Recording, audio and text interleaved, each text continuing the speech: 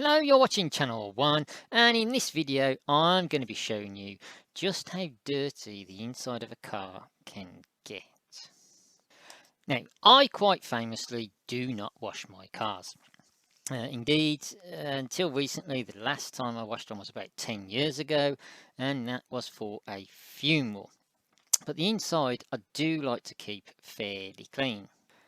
As such, when it starts to look like this, I'll get the vac out and give it a good going over inside.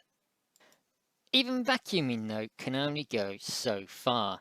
As you can see here, it doesn't look too bad, but you can still see it's a little grubby. So this time I've decided to get my carpet shampoo washer type thing out and go over the floor mats in the car with that. And as you can see here, it has made quite a startling difference to how we started here, which is before vacuuming, or even here, which is after vacuuming. Again, here's a look at it now. The rear mats were in a similar sort of state, particularly the one that my son sits by, and as you can see here, they've come up pretty lovely too.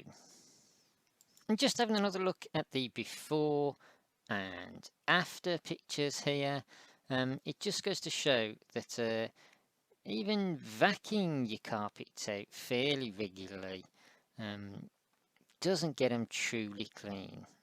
And by that I mean this is the amount of dirt that came out of just these few internal mats from the car. Pretty disgusting, I know. As I say, no, I'm not someone that vacs the car out every week even, it's more a monthly thing at best, but still to see this much dirt come out of those mats, it's pretty shocking.